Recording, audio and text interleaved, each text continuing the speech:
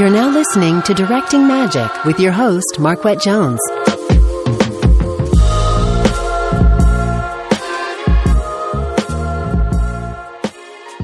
So, hi. Hello.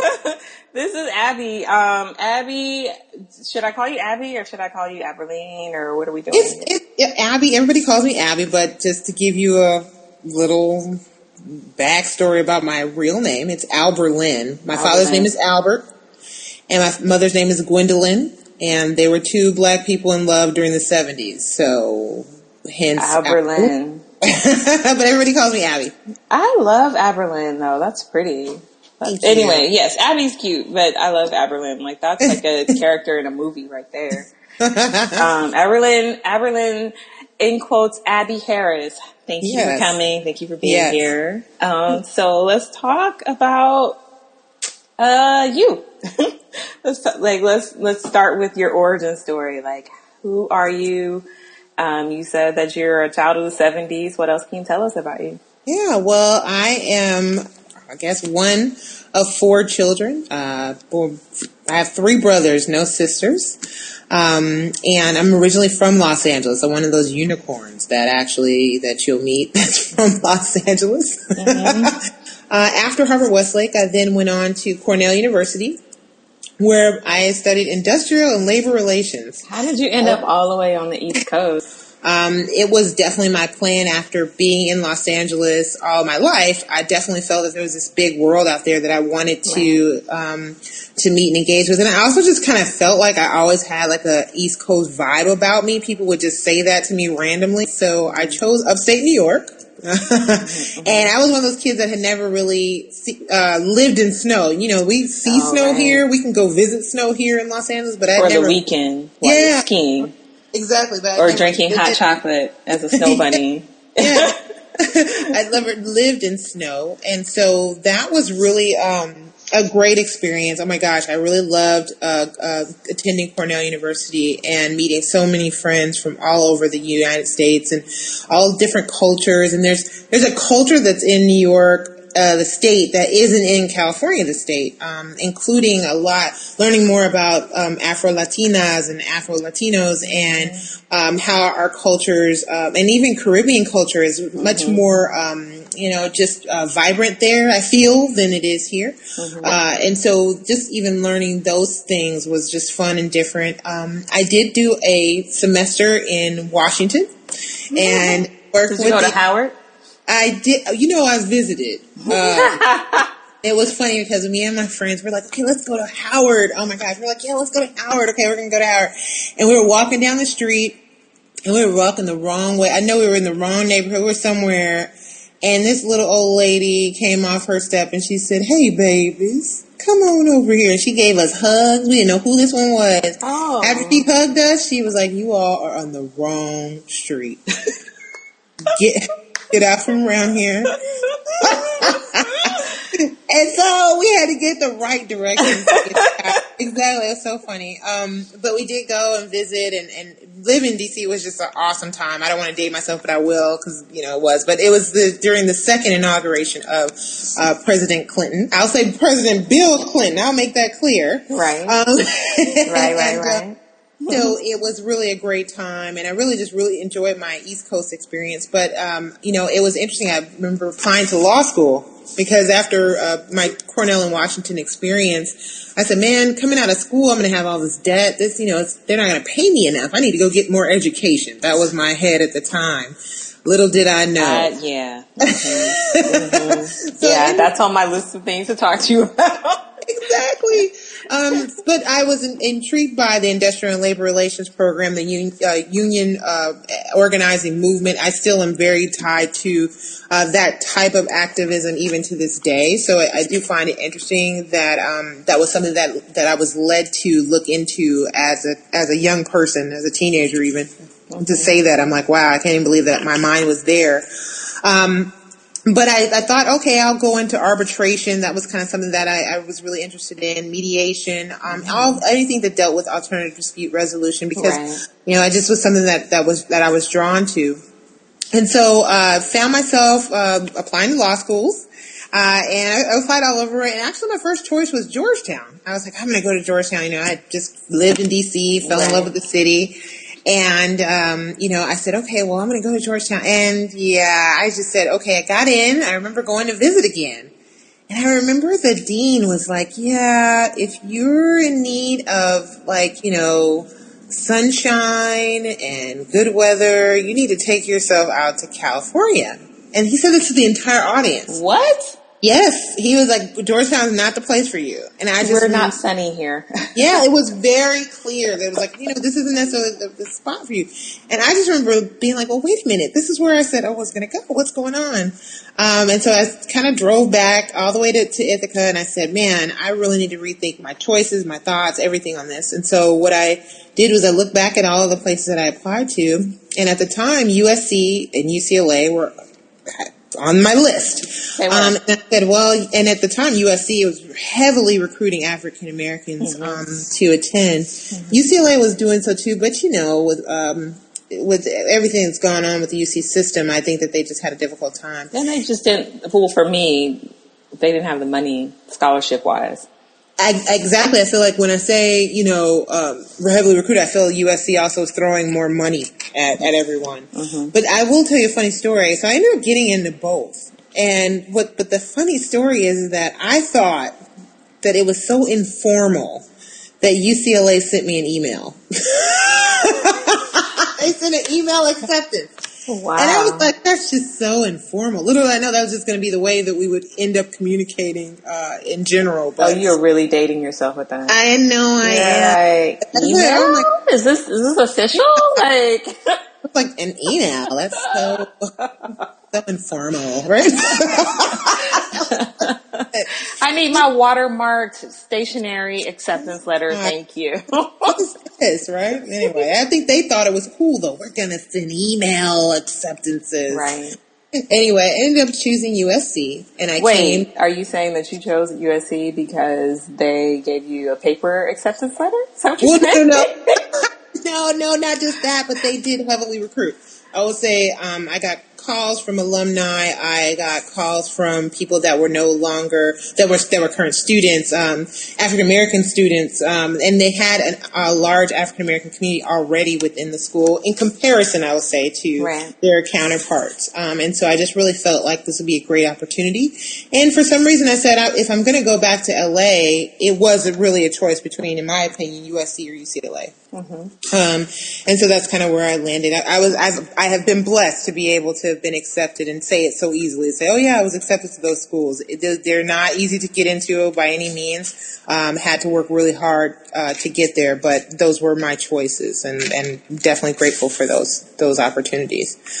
But the first day of law school, let's talk about that. I'm gonna pause you for 1 second. Are you? Okay, go.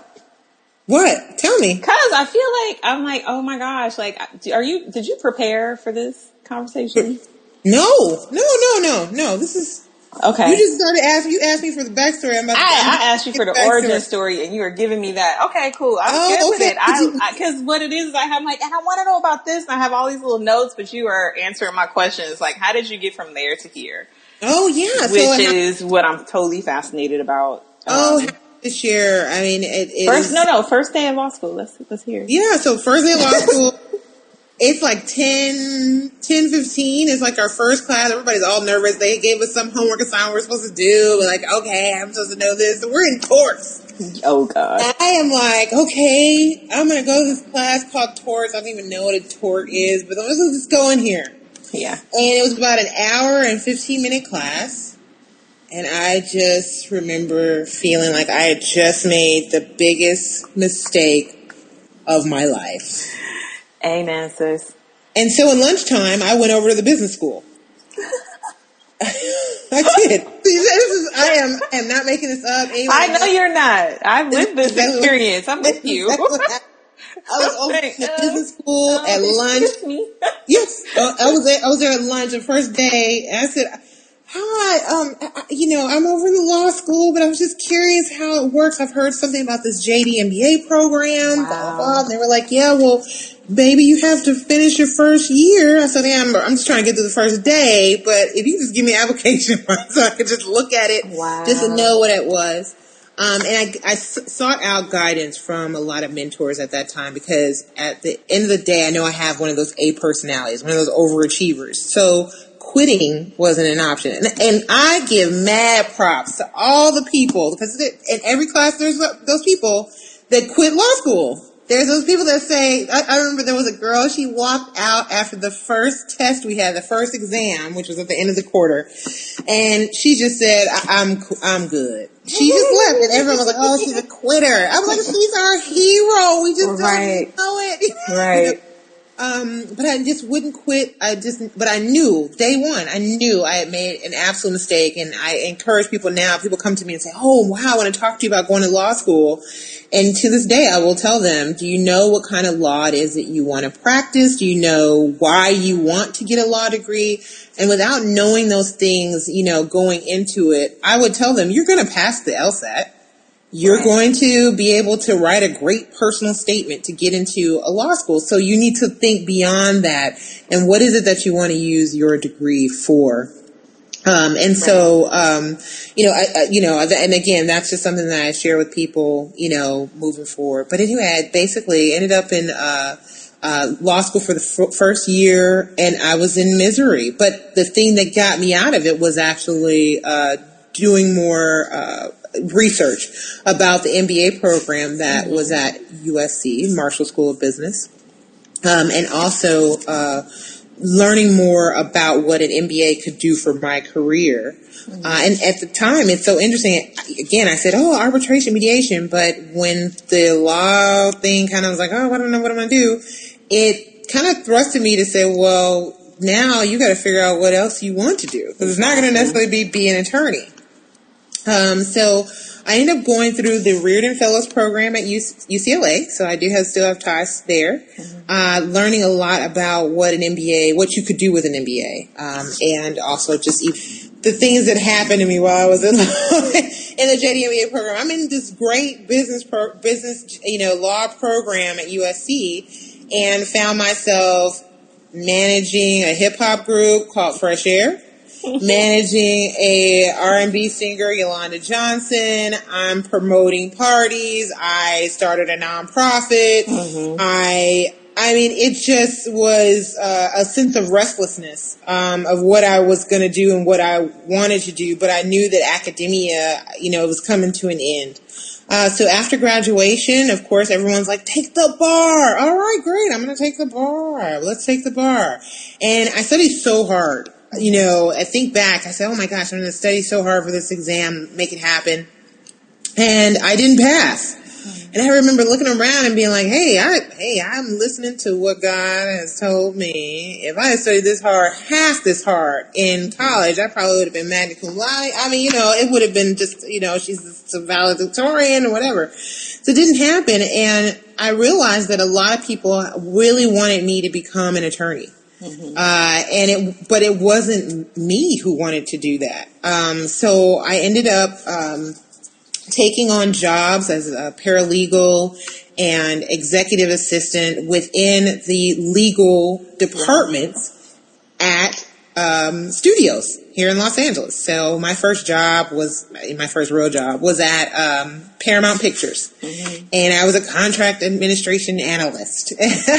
And I adored being on the studio lot. To this day, people ask me, what's your favorite studio? And to this day, I still say Paramount. I've had jobs working with Disney, Paramount, Sony Pictures, as well as DreamWorks Animation, whether it was in a temp capacity or whatever. And I just have always really, even Fox, I think I had a brief stint at Fox. And I've always just adored just being on the lot and around the creative community. What I didn't realize was that I was in the right building. I was in the wrong room. Right. I was in the right place, but I was in the wrong function. And it all came to a head after about 3 years of being at DreamWorks Animation. I was in the legal department. I was a paralegal, had my own office. Everything was like, going peachy, but I was miserable. And I was around all these creative people. And when you're in an animation studio, like the creative level is taken up a notch because the animators I feel they're a special breed, and it's just a wonderful artistic group of people to be around. And I just, kind of had to say to myself, well, what is it that you want? What do you want to do? So when layoffs came around, I said, all right, I'm probably going to be in this number. Sure enough, I was. And I said, okay, well, it's time to revisit some things that you really like, and really sit down and say what it is you like. And so I ended up actually in the advertising arena, doing experiential marketing, which is events and corporate events and trade shows, things of that nature. And adored it. I still to this day love events. I think that was actually where I learned that I love producing. I think that, the logistics that come with planning a celebration or planning a corporate event or a trade show, you have to have those skills as a producer. What is it about that you love so much? What is attractive about it?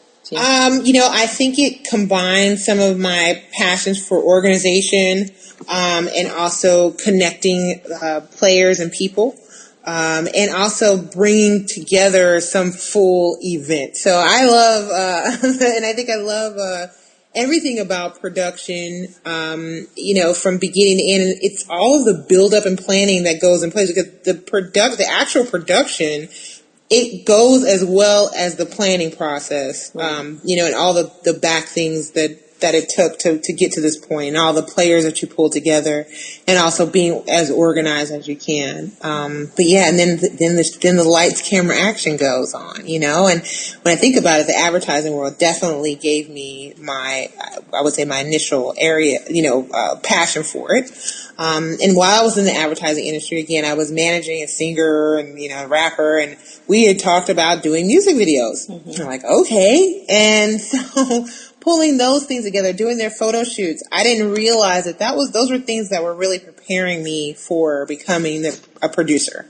And so, after, law school and several attempts of trying to pass the bar, I actually tried 4 times, I think, 3, 4, I don't know. I really forget after number 2. Bravo for keep going on that. But then really painful. It absolutely was, but it was interesting because I channeled that pain. My first script is about someone who's unsuccessful with passing the bar. Oh. Yes, it's called Box Office Weekend, and I feel like I channeled a lot of that energy into my first story.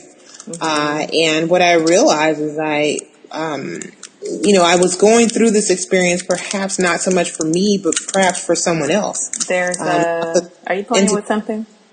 Oh, am I playing with? Yes, I was. I was playing with something. Sorry. Keep going. You channeled that energy. Go ahead. Okay. Yeah. You see how you got that nervous energy going, like, blah, blah, blah, blah, let me play with something. I feel you, girl. But I think it's so interesting that I did start perhaps fiddling with something at this time, because this was the time when I began to realize that I was a creative person. And it's not always easy to express that. It's not always easy. It's very scary, I think, to actually come out and say, I'm a creative person. I need creativity in my life, and I need avenues and things to be creative. And so, again, I think that, during this time when I was just trying to figure things out with my career, that I said, okay, well, I have to, kind of take it to the next level and really own and be okay with owning that I was creative, that I'm a creative person. And it was another writer that shared that with me, because I think it is something that we all kind of, struggle with, and I also think that we kind of, don't really want to be egotistical. I'm the best at this. It's like, no, not quite. I haven't quite sold anything yet. So, kind of in this space where it's yet to be proven. But then that led me, the advertising world led me into really just being a part of a certain timing And that timing was the internet boom as it relates to short form content, content creation, influencers, YouTube, things of that nature were on the cusp. I feel like at the time when I was in the advertising world, people were just getting, ad agencies were just realizing that they needed to have a social media strategy to accompany their campaigns or their projects. So that then led me to really dial in even further to the digital space and learn more about what was happening in those arenas. And to be honest with you, my latest opportunity, actually just completed a 1.5 year long assignment actually with Maker Studios. They're owned by Disney, and everything we do is YouTube focused for the most part. We have some social campaigns that are now starting to bubble up, but how they got started, of course, was short form content and brand integration with regards to YouTube videos and using influencers to help branded entertainment deals. What's like the one thing surprised you the most about working there? How much it brought together everything that I had done in the past, because you still deal with the legal. Here's the thing: you need a lawyer for everything. You want to live, you want to die, you want to get married, you want to buy a house. For almost everything you do, you would need an attorney. And I just found that I'm not afraid of like legal language and things of that nature, contracts, and drafting agreements or whatever. It just was kind of second nature to me. So whether it was drafting agreements between Maker Studios and the brands that they were representing, or drafting agreements between Maker Studios and the talent that they were initiating to be a part of those campaigns. But even further, it was working with teams such as working with the producers, working with the talent, working with the brands, and pulling together this amazing 5-minute or less video and getting tons of views on YouTube. The thing that has shocked me, I guess, with the industry is how it's still growing so magnificently. How millennials are definitely forcing conversation and forcing content in the space that they're visiting the most. And then also how what does that mean, forcing? So I feel like I grew up on television. It's just what it was. I grew up on television, then I remember cable. I remember the neighbors who first had cable. Yeah. And then, it was always like, okay, well, where will people put things? Where will people place product? And it was always just natural that it would be on television or in theaters. But the next generation, they have, in so many ways, they've definitely forced, content to be delivered not only on their computer screens, but also on their mobile devices, whether that's their phone or their iPad. And so, because the demand is there, content is going to now live outside of where its usual place of just television and theaters once was. One thing that I've been debating with some people about is like, do you think the next generation or the next phase of content creation, is it going to be paid, or is it going to continue to be this, I'm going to build my following and then hopefully get an influencer position? I think that people, here's the thing, you're never going to get away from good storytelling. And I think that while short-form content can tell certain stories, it can't tell all of them. And so I think that all that will happen is exactly what has happened, is that things are just added on to the existing platform. The existing ecospace that we have with regards to television and film are not going to necessarily go away, but these things will be added in. I am actually waiting for the time when a network decides to have a 5-minute episodic series. I think that day is coming very soon. It may start out more 15-minute versus 5, but I do think that that's coming. I've actually been waiting on it for quite some time. I thought maybe it would have happened this year. We would have seen it.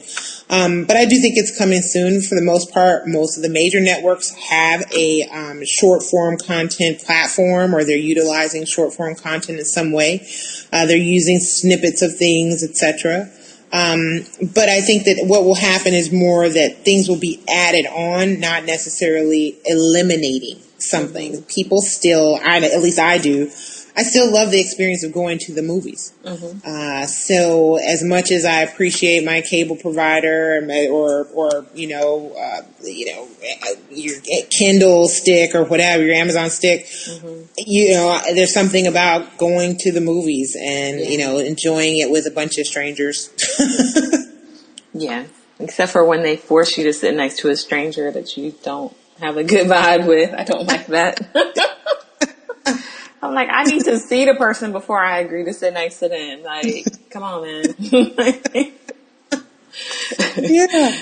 Okay, I'm sorry. So you were saying with working at Maker Studios, you're surprised at. Yeah. I think I was surprised at how, in addition to younger people forcing the envelope of, where things are going to be placed. I think I was also surprised at how quickly the industry changes. They have never had, in my opinion, a consistent year, let alone a consistent 6 months. Even this year, we're in 2016, Snapchat is all the rage. It was not last year this time. It just wasn't. This year, Twitch has come up very heavily with gaming and the gamer community. I wouldn't say a year or 2 years ago that was in play. Facebook Live has changed the game, I feel. Overnight, and then also just the usage of it. It's simple, and also you just never know who's going to turn it on and when, and to see it even being something that has helped to continue to spur up conversation about activists and causes and movements and things of that nature. We have yet to see the full potential of what even has just been introduced to us within the last year. So those things just kind of fascinate me about the industry, but it also forces you to not get stuck or stay in a certain place. A lot of people are like, "Oh no, you're leaving Maker. What's next?" And I'm like, I just really feel this urge to learn more about some of the other platforms that are out there, and also to see what I can do with the content that I am creating, outside of my day-to-day job, and seeing how those things can manifest themselves with the production company that I have on my own, Quartermain Media. I'm sorry, what was that? I didn't hear that. What was that? I know, right? I'm trying to transition, right? I'm not ready for you to transition, but you can go ahead and say the name of that company again. Quartermain. I did a shout out, Quartermain Media. There you go. Okay. What's the website for Quartermain Media? Okay, it's just quartermainmedia.com, but I will give you a little quick backstory about that. No, because I'm not done talking about Facebook Live. Okay, all right, let's go. But I'm down for shout outs. I'm with it. So So my question for you is, given that you're right in the center of what's happening in the digital world right now, what do you see, if you had to predict, what do you see changing in the next year? Well, I think there's going to be a lot more conversation about the lack of diversity. The African American, Asian, and Hispanic communities, while we're in the digital space, we are heavily missing from the YouTube space. I think the Facebook Live will draw that out a little bit more, because that platform is very heavily concentrated by African Americans, more so than a lot of the other, more so than the YouTube space. But I do think that that would be the main thing I would look to in the next year, because the conversation is heavy right now in our world. But I think, and also I feel like it's been heavy in the entertainment industry as a global space. And so I definitely think that will also, dare I say, trickle down into conversations as it relates to online media as well. I've seen in the last couple of weeks with all the Facebook Live and the different things that have happened in the world, that people are like saying, oh, look what Facebook did. They're revolutionary or whatever for allowing these images to be on their platform. But then the pushback on Twitter every time someone says that is, yeah, but where are the black engineers, or where's the diversity in your employees? Yeah. And so we're, like if you really think Black Lives Matter, for example, why don't they matter at your company picnic? Right. Yeah. And I do think that, I will say this, there's a couple people there, root for them, but also it's up to us that are in there to make sure that, if you are in a space, making sure that you are having the conversations with the recruiters and HR departments to spread the love. For every engineer, they know at least 5 other brothers and sisters that have the same or similar or even better qualifications than they do. I think sometimes we are hesitant to have those conversations to help build things up. Secondly, I think maybe we can't always be in, or rather, it's tough for them to get people into every single area within the company. But I think that there's no reason why we can't be perhaps at the front desk as a receptionist, as well as perhaps a vendor, hiring, maybe, you are not hiring a creative executive, but maybe you're hiring a creative production company that happens to be Black owned. So there's a lot of ways I feel that a lot of the industry, especially within the social media space, could be increasing their awareness, because at the end of the day, if they want to target the African American, they might want to have someone on the team that knows African American insights and has awareness of the culture and things of that nature. And so, in addition to Quartermain Media, I also do creative consulting for a company called the BSIDE Agency, and they are focused on bridging that gap between brands and targeting African American audiences. And so they've been working with Sephora and a couple of other brands, KRS Hair Group, focused primarily on the beauty industry, because that's very much, hey, listen, we own that for us, in so many ways. And a lot of Black owned companies as well as non-Black owned companies still want to target that African American female demo. A lot of money, a lot of purse string power there. And so, I think that there's tons that will be coming down the pipe with regard. With the purse strings and the demographic, do you know any of the numbers on that? Like how much Black women are spending or that sort of stuff? I probably do have some statistics. I won't stop you. I was just curious. I think I do have some statistics on that, just because I know that's part of our pitch. Often. And I don't think you have to go beyond even recognizing that a lot of and this is just from the advertising world. I don't think a lot of people are aware, but for the most part, most major brands have African American ad agencies of records.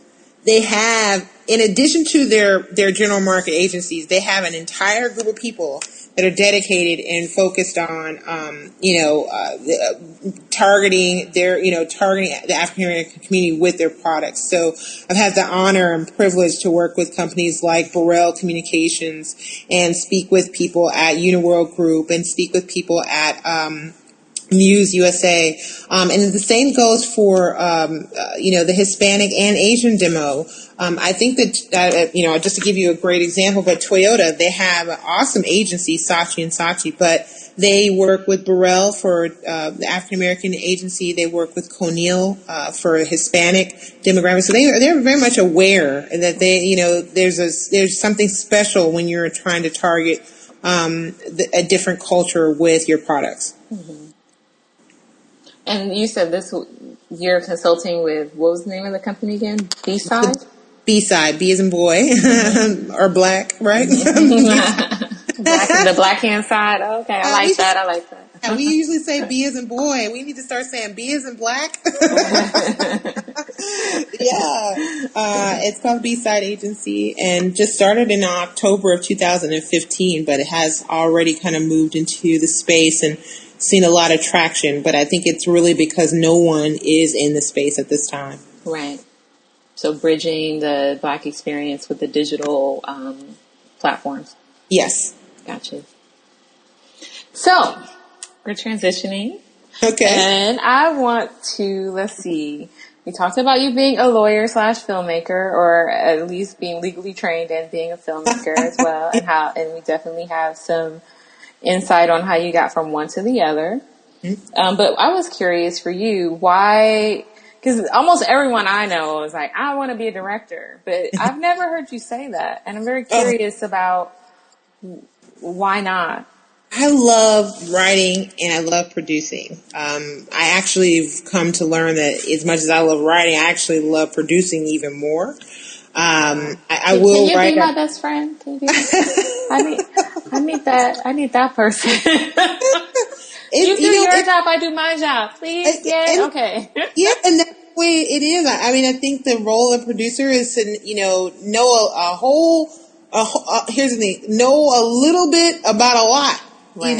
Really, truly that jack of all trades, ace of none necessarily, but that person really can be your producer ace. Mm-hmm. And whether it was the crazy jobs and experiences that I've had in my life, the ups and downs, and I like to say failing fabulously opportunities that I've had in my life. Mm-hmm. I've gotten to meet a lot of people. I feel that exploded, however, when I was president of the Los Angeles Urban League Young Professionals. Mm-hmm. And in meeting just really an army of people in different industries. And we were all volunteers and got to know each other and have a lot of fun.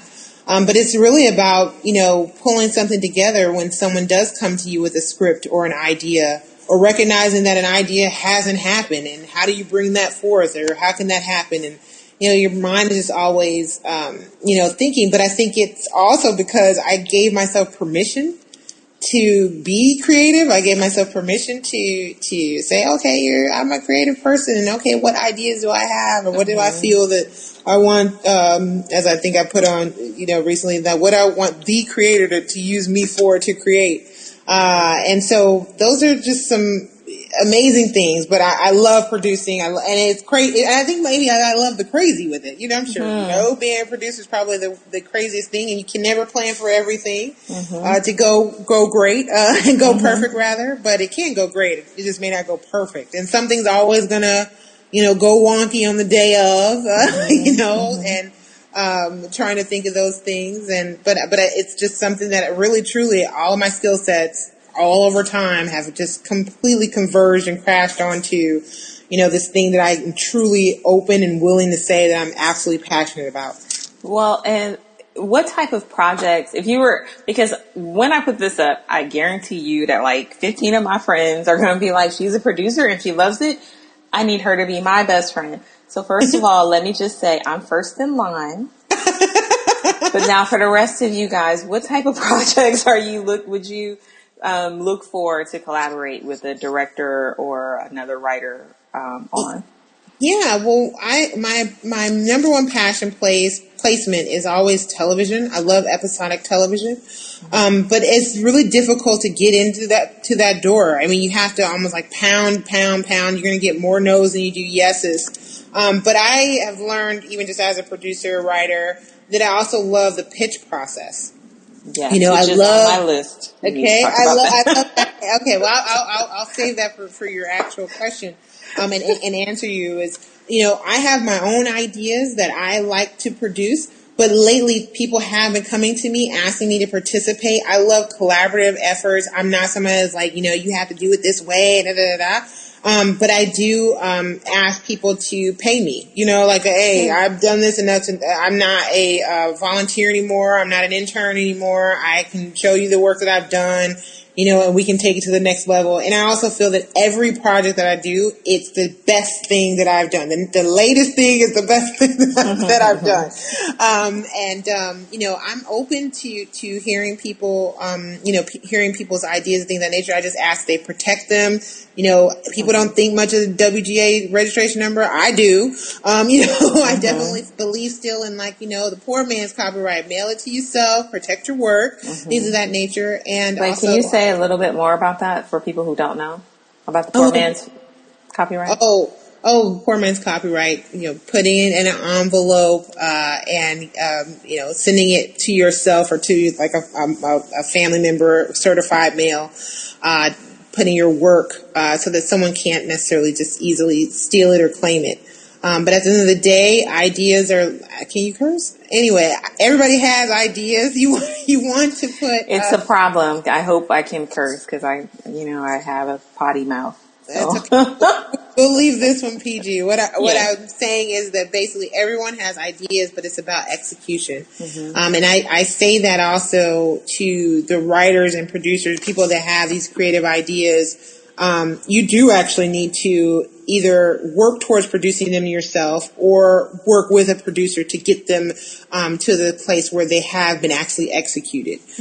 So in today's time, sending someone the most fabulous script doesn't matter.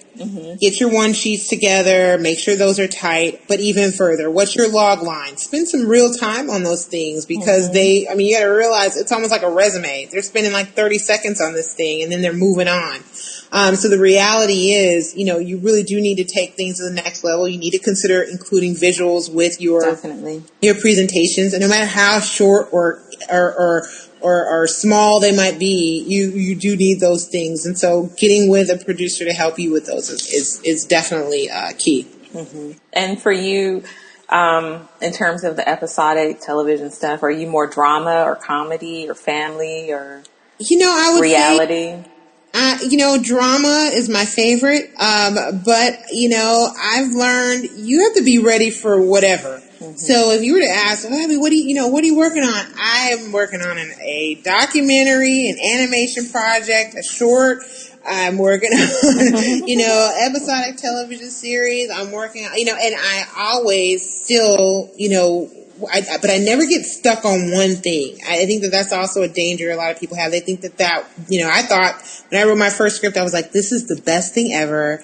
And I'm going to only wait until this one thing sells and this is it. And I'm telling you right now, it may be the 8th thing that actually sells. I think that it was my first script and going in and talking with people about it. And it started me actually to realize that I didn't know anything about reality TV and that I needed to understand that avenue as much as I understood, documentaries and features. And I needed to participate in those conversations if I'm really going to be truly able to call myself a producer. And that goes even to if you claim to be a producer, you claim to be a writer, and you don't understand or know the short form content space, get out of your comfort zone and get with it, learn it. It just needs to be something else that will allow you to do what you claim to love to do.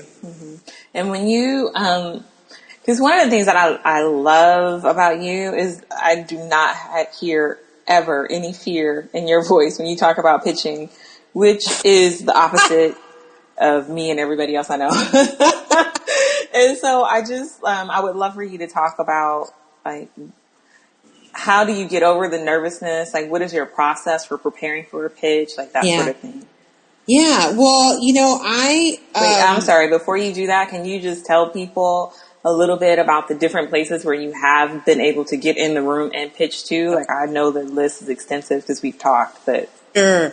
Yeah, no, it's not really that extensive. I feel like it needs to get even more extensive, but I have pitched to BET, Centric, and I've also pitched to TV One. I've pitched to Fuse TV as well.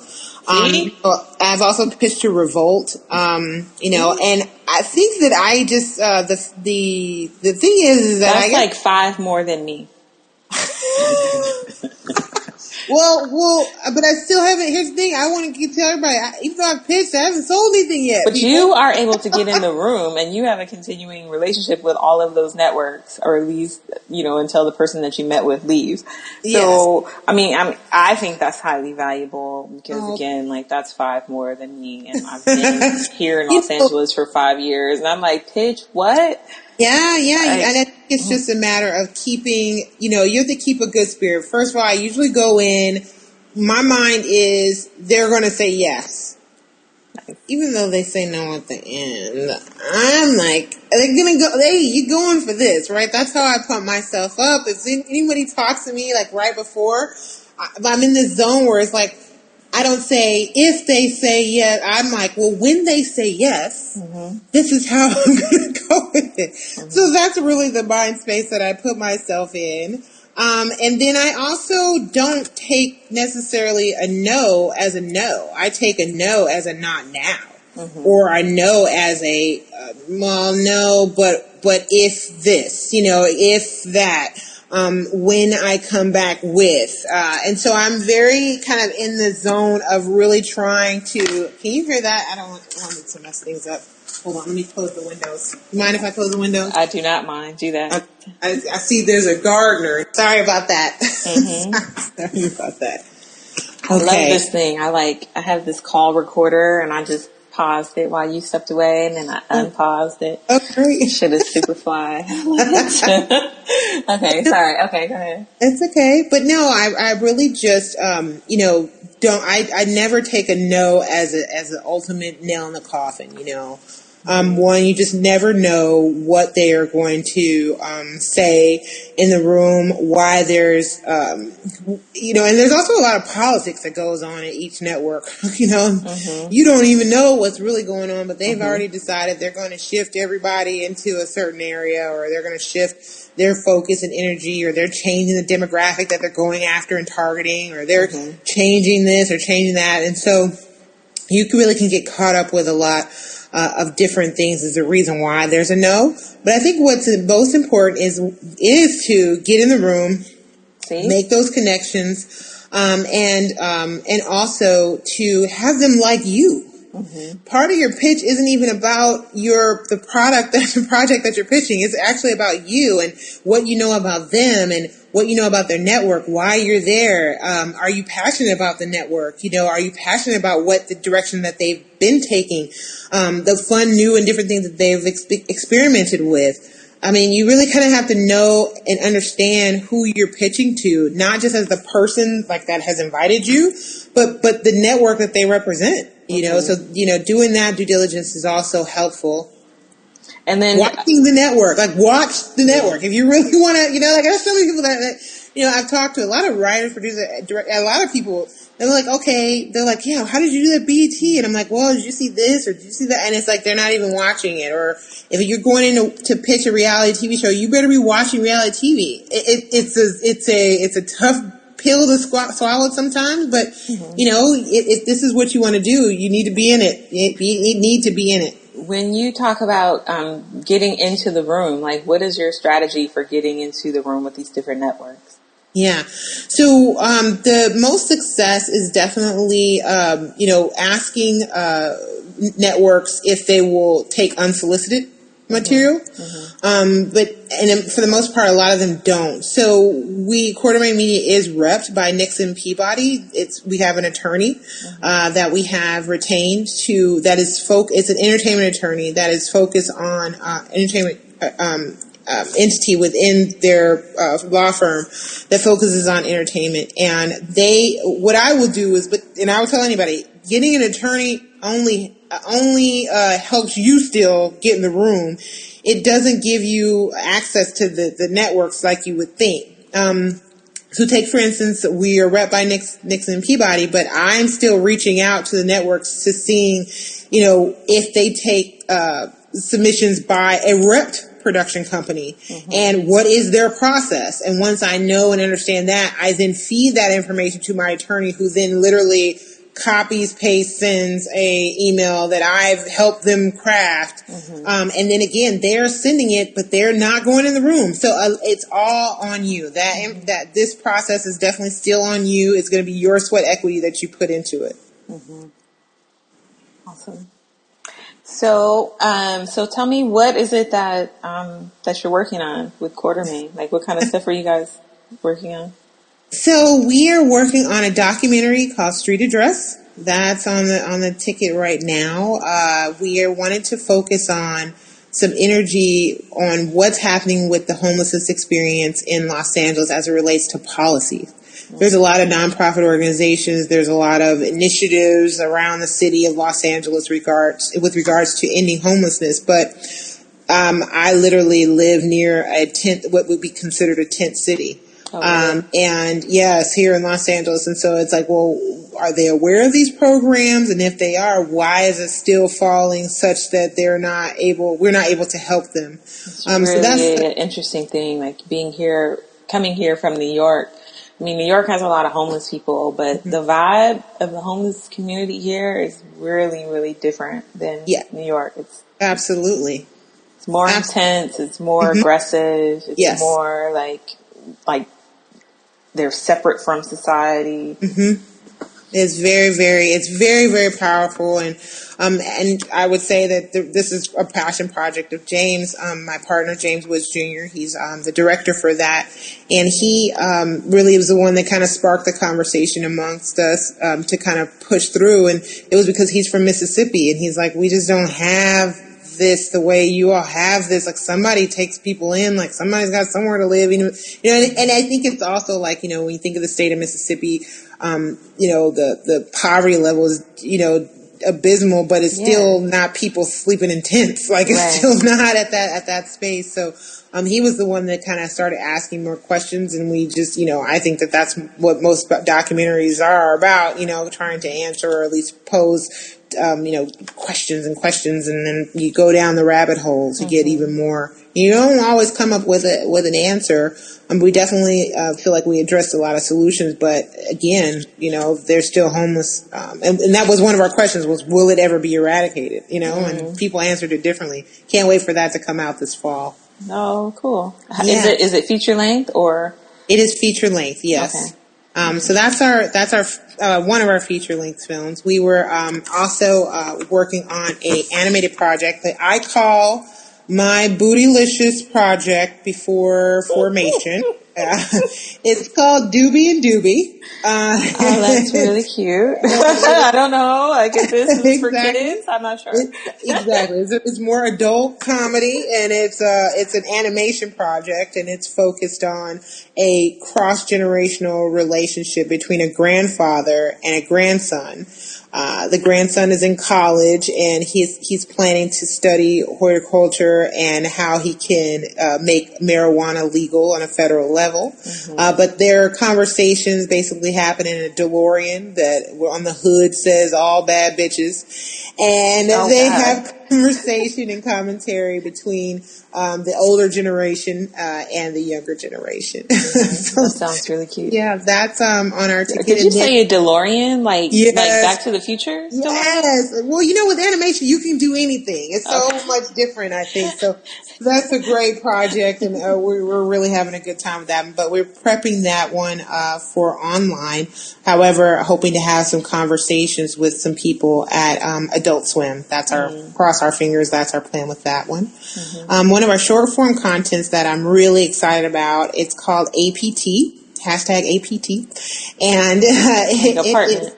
Like apartment. Okay. But basically what we've done is we've flipped apartments into a little mini concert space for independent artists. Again, back to my day on Pounding the Pavement with Fresh Air and Yolanda Johnson, I really have always felt like, the best music was the music that was like the new, the latest, the independent artist scene. And, I came up with a time when I remember Lettucey coming to LA and like she was still selling CDs out of the trunk of her car. I remember when I remember when these people were touring, just like their tour was literally like coming down the freeway, to kind of hang out with us. And I think that movement was, while it was awesome, there's no real outlet for that now. And so having some conversations with some great people to get that branded content up and live. So that's another project. I am excited too that Quartermain Media, we were asked to participate as co-producers on a project called The Daring Escape of Ellen Craft. I'm not sure if you're familiar with her story, but I'm really excited about it. I know everyone's like, oh, slave story, another slave story. Mm-hmm. But not really, because they're really running. So I don't know, they're running over. But what's really cool is that it was a woman who was, she was mixed, but such that she still appeared white. However, she dressed as a man. Oh. And escaped with her husband posing as her slave. So, great story. I'm really excited for it. I want to see where it goes next. Working with a great writer, Jacqueline Blaylock, on it, and we're going to try to move that forward. But that is a feature film. That's going to be a heavy hitter. We are going to try to do what we can to kind of push that one out there. But I think it'll be different, If it's not interesting, I mean, you know me, I love television, so I'm kind of trying to push to see if we can have like a little mini series run. I'm rolling my eyes at her right now. I'm like, come on, man. This sounds like The Fugitive meets, what is it? Tangerine. I'm all into it. Exactly. As a movie. Not as, but the whole world is going on the television now, so I get it. Yeah. And also, again, I have 100 projects I can tell you about, but the other one that is on our kind of like radar right now, they're like, have my arms absolutely around, is a book came to me called by Monica Ellis. One of my friends, Monica Ellis, brought me this book. It's called Lessons of the Game, and it's by a ex-football player by the name of Derek Sparks. And it's so interesting because I got the book around the same time that I was watching the People versus OJ. And People versus OJ came on, and I was like, okay. And that's why I love television. Exactly. It really inspired me again. And I love the limited series kind of angle of things. And so in talking and reading Derek's story, I said to him that there wasn't a scripted series in play for athletes to tell their stories. And also his story is so unique because he actually attended 4 different high schools during his time. And it was all a lot of adults pulling at his talent and abilities. And I know that his story is going to definitely ring true with a lot of people. And so I have a great writer working on it, Damian McKnight out of Orlando. And Derek has been extremely involved in the process. And we're hoping to bring that one to life too. But I do want to bring it to light as a limited series, 10-part episode of his story, but also creating a platform that we could perhaps tell other people's stories. Right. Fingers crossed, and I'm putting it out in the universe. Yeah, I like that. So, like, what's it called? Transmedia, cross-media, something? Yeah, and, fingers crossed, and, I'm going to throw it out in the universe. Like, I saw this as also, I always see, like, what's the next season? And I was like, Cheryl Miller. I would just love to be able to tell her story of what it was like high school into college and into her career and even to now. Yeah. And I don't think that, perhaps there'll be a documentary done about it, but what about a scripted, series about that? I think it'd be really super cool, super dope. How do you see that series as being different from the 30 for 30? So, because I feel like they're about to try to snatch your stuff. So I'm like, no. Hey, you know what? It's the first person to run. I got you. I got my WGA number, but it's also the first person to get there. And hey, I also feel that, I wouldn't doubt that they might try it.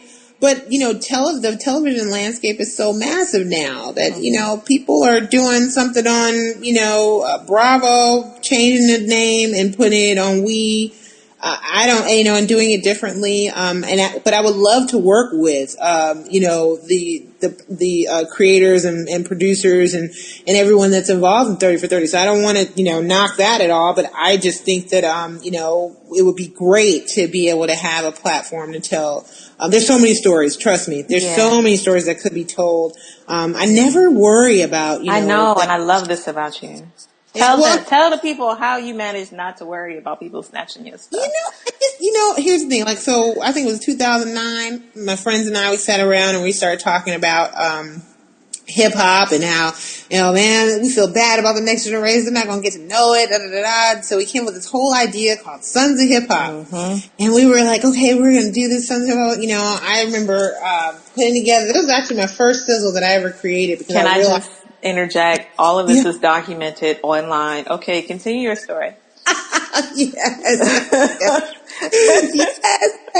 But no, we came up with an idea and we were like, okay, we're going to do this thing. We put together a sizzle. We pitched it even, got the no's or what have you. And then it seemed like people were like, no. I mean, the no's we got were just, off the chain. I just couldn't understand. I was like, okay, well, Love and Hip Hop has this lane.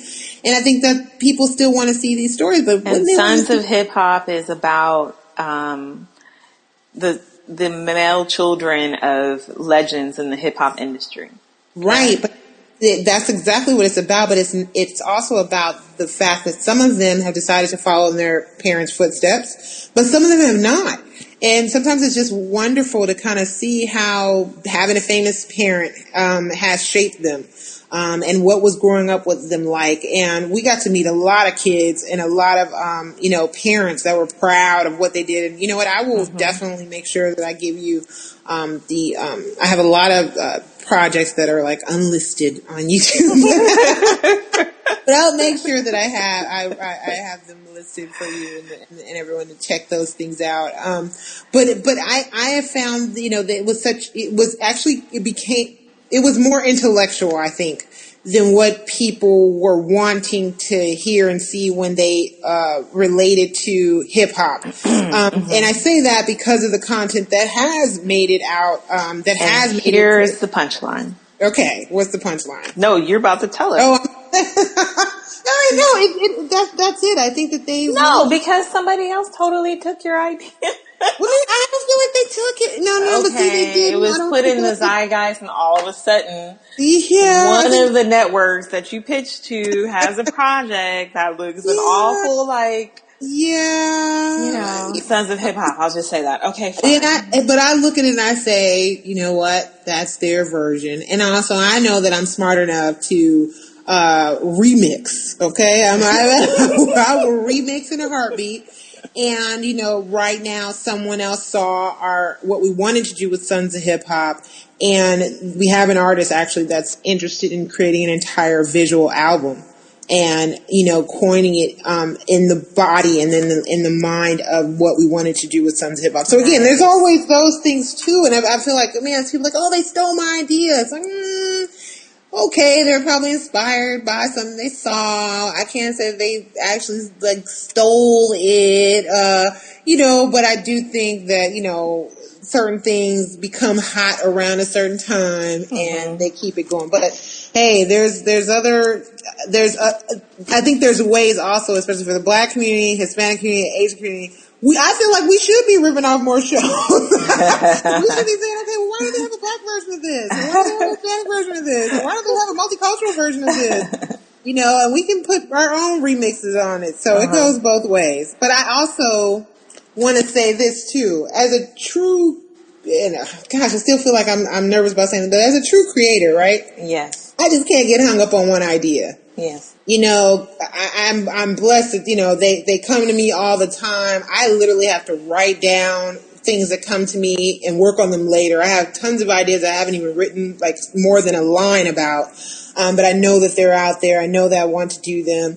And I just feel like, okay, well, that idea didn't work for its time, okay, well, maybe not right now, or, move on to something else that is working, and come back to it. Because again, I know everyone celebrates Shonda Rhimes. I'm like, yeah, there was that time when she wrote a little something that people were kind of like, what's this? How's that? She'll tell you, and she could have probably, she's a great example of someone Did she write Glitter? No, it was the Crossroads, I think it was. Something like... But it was the Britney Spears movie. Everybody hated. Yeah. Yeah, and the thing is, she'll probably tell you she had other ideas in mind, but that was the one that people were picking up. That was the one that someone wanted to write a check for. And so, you know what? She said, this is how you spell my name. Okay? Mm-hmm. This is how you spell my name for the check. And she moved on to do what, and build her resume up and repertoire up and keep moving towards the things. And now, guess what? She gets to do exactly what she wants to do. There's no strings attached. She gets to call all the shots. And to me, if that means I have to, again, I got to do my bootylicious before I get to do formation. And I think that, that's, my plug for everyone that has multiple ideas. So, anything? Oh, wait. I was about to let you go without talking about how it is you manage, because I know you've mentioned today about James, who's the director for Quartermain. Yeah. Which maybe is not clear, but he's also your partner in life, more or less, right now. Right now, I don't know. That is correct. I mean, hey, I am waving the ring needing situation in front of the brother. You got to call it out.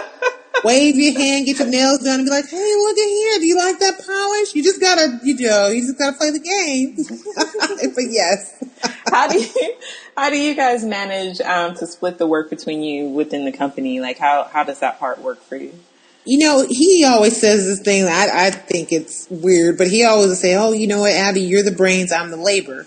We are definitely people that we recognize each other's strengths. I am definitely, someone that I love creative ideas, and I also love coming up with things. But, at the same time, I also realize my strength in being able to take an idea to the next level. So James will come to me sometimes with ideas, and I'll just help form them versus, coming up with the idea. And by the same token, I'll come up with something. He'll look at it and say, hey, let's do this. So we really just, I think, complement each other well, but we also love this. We really, really love this. Like, there's moments when we're up to 3 a.m., talking about how amazing something is, and this is what's going to happen. And, when we're during our Emmy speech, and so, nice.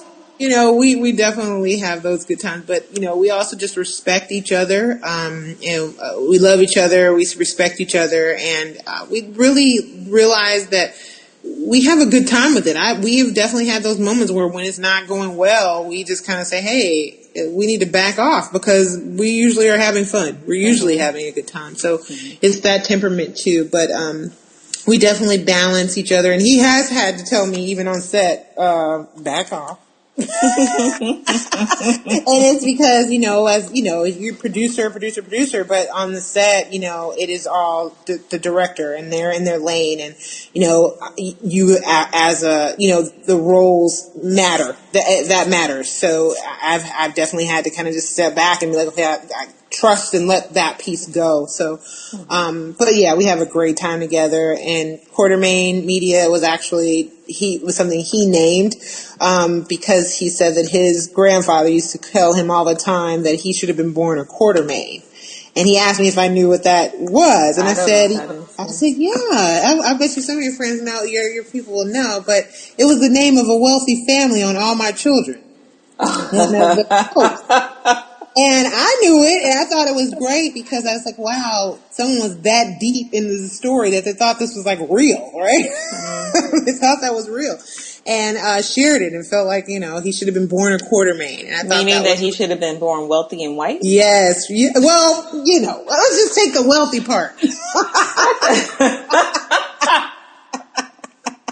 But definitely with a silver spoon in his mouth was the point. Exactly. Okay. And as we talked a little bit more about it, I just said, man, what if we could just take over a quarter of the industry? And so that kind of just started spinning in our heads. And I was like, wow, let's just, really pull this together. And we just combine forces and just create a quarter my media. And you sound like you guys the projects sound wonderful. You sound like you have a great working relationship and things are like on the cusp of popping or blowing or however we want to put it. Yeah. And so one of the things that I wanted to ask you is like, how do you stay on your grind? Yeah. While you're waiting for that, you know what I mean? Yeah. It's so interesting that you say that because I think back and I feel like the first time I ever wrote anything was like in 2004, and I was like, okay, this is going to sell like tomorrow. Like, why not? Yeah. But I think that what keeps me going is like continuing to get new projects and pushing them through the funnel and, meeting new people, working with different editors, working with different people, working with different, camera people. It's just, that piece of the puzzle is something that just never gets old. As well as, the ideas and seeing how they truly evolve and truly develop. That's just something that just never gets old. And I think you have to come from a place of positivity. You have to come from that place of what if, or not even just what if, when it's going to happen. Hey, this is going to be awesome. And when this happens, I'm going to kick down the door and they will not even be able to shut it behind me, and that is, I think, the place that I come from. And I know that and I will use Shonda as an example too. There's a lot of people say, oh, Abby, you're like, just like Shonda Rhimes. And I'm like, wow, really? Right? Wow, really? And then I say to myself, when I was in college, and I'm going to date myself, when I was in college, I didn't know who Shonda Rhimes was. Right? I didn't know, And I say to myself, you know what? College students now, they just don't know who Abby Harris is. Ooh. So what if that same college student that's sitting in college right now that doesn't know who I am, right? Mm-hmm. What if 5 years from now they know exactly who I am? And they say she followed in the footsteps of Shonda Rhimes. That is what keeps me going, is because I know that that's real, that's possible to do. I definitely think that there's been doors that have been kicked down for me. I'm supposed to widen the trail. I'm supposed to widen that trail even wider. The trailblazing that has already gone on, we're supposed to make it so that more of us can come through. It can't just be one at a time, two at a time, three at a time. It really needs to be more of an army kicking through those doors and demanding more and telling more stories. Mm-hmm. Ellen Craft can't be the last slave story told either. There needs to be more, and APT can't be the last thing told. Sons of Hip Hop can't be the last hip hop story told. Please, I love it. NWA was great, right? But they weren't the only hip hop group out there. Mm-mm. I'm ready for my Public Enemy story. Come with it. Let's go. Listen, yeah, definitely. Girl, you just said a word right there. Thinking about because we are on a journey and everybody might not know our names, although I'm changing that because we're about to put this podcast out and everybody's going to be like, oh my God, I love those girls. Okay. So that's happening. But in the meantime, I really just wanted to take a moment and say thank you for all of your positivity in general. Because you and I we met randomly at one of those Urban League events, right? Yeah, right. That's right. And we were the two tallest girls in the room, tallest women. And I looked at you and I was like, you're taller than me. I don't even when does that ever happen? And you were so friendly and so kind. And I was relatively new to Los Angeles at that point, and I was like, man, I really appreciate that. Absolutely. And I just wanted to say thank you for that because everybody's not nice. And again, you didn't know my name. You didn't know where I came from.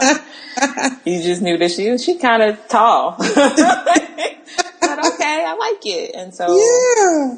Well, absolutely. It's been a pleasure getting to know you, and also I'm looking forward to working with you. I really am. I know that we've both been busy on different projects and stuff, but the world is going to collide such that we're able to do it very soon. And I'm so proud of you and all the work that you've done as a director, a female director, but also a Black female director. You know, wow, kudos to you for stepping into that light. I appreciate you. Thank you. So now let's get to the plugs. Let's get to the shout outs. So we have quartermainmedia.com. Yes. We have BSIDE Agency. How do we find that? BSIDEagency.com. Okay, all right. How do we find you on social media? I love Twitter, so it's at Alberlynne. So that's my way. That was actually the first time I decided to brand my real name. Love it. It was on Twitter, so I'm at Alberlynne, and then also on How do you Facebook. spell Alberlynne? It's Albert and Gwendolyn, so it's ALBERLYNNE. Mm-hmm. And that's I have that at on Twitter, mm-hmm. And then also I'm on LinkedIn. I think that's a pretty good way of finding me too. At least finding out what job I'm at. Mm-hmm. I like it. And you were saying Facebook? And Facebook, I think you can reach me too on Alberlynne, if I'm not mistaken. I think I branded that as well. So yeah, that's where I'm at. I do have like Snapchat and Instagram, but I just not as. You're not into it as much? I'm just not as active. Snapchat, I cannot lie, you guys. I downloaded it and I was like, I'm lost. So I'm just waiting.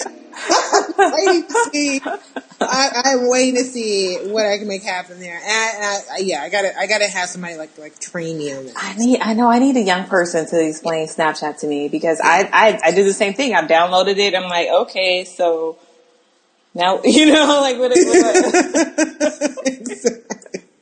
Exactly. I did figure out what my Snap code is, and that's as far as I got. That's one up on me. I bet you right now I probably can't even log in. See, you just got finished spending like 15 minutes talking about how Snapchat is the wave of the future. I'm gonna need you. The thing is, I know it's important. And that's why you got your name on it. I'm with you. Exactly. I know how to sell it in to somebody. That's what I know too. Right. Which I love. So, okay. So we got all of your how to find you stuff. And before we go, one thing that I really like to ask people is, what are you excited about right now? I am excited about every day and opportunity that I get to do this. It's so interesting. Sometimes I'm like, man, I need to go to sleep so I can wake up and get tomorrow going. It's such a blessing to be able to do that. And then even further, to have an idea or to send something to someone or to, write. Oh man, I like all those things. I feel like those opportunities definitely come not only today, but man, what's the next thing that's going to come tomorrow to make it even better? Wow, that's awesome. That's inspiring to me, because I sit here with 10 pages I got to turn in. Push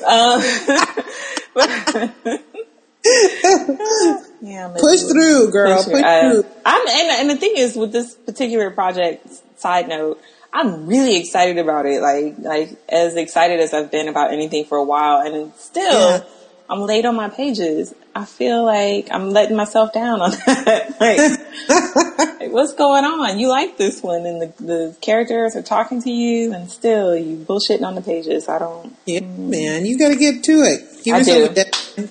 Give yourself some deadlines, make it happen, girl. And then just sit there, push through.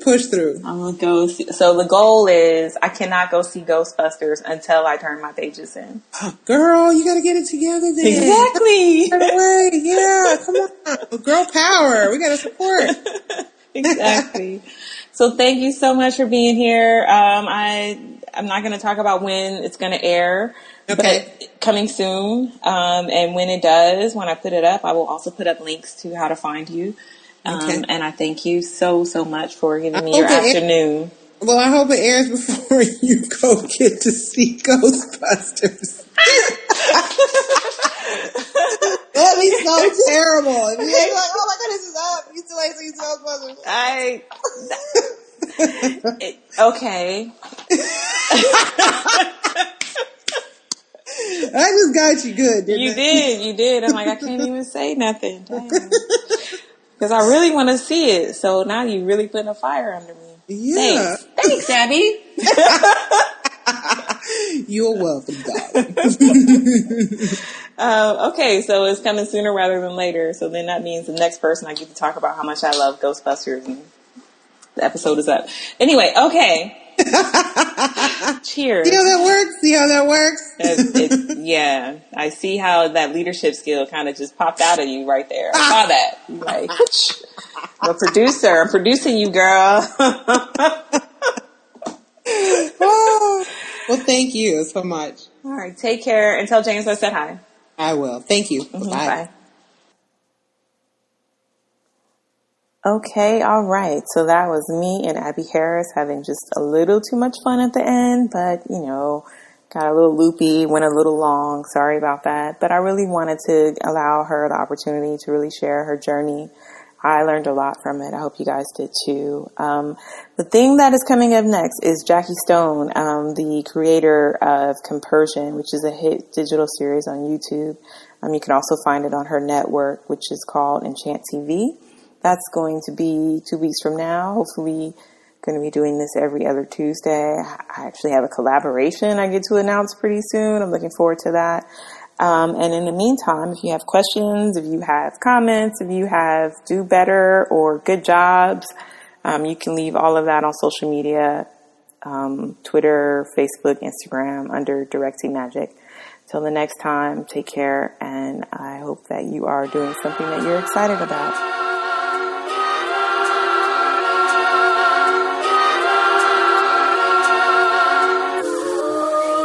You've been listening to Directing Magic with Marquette Jones.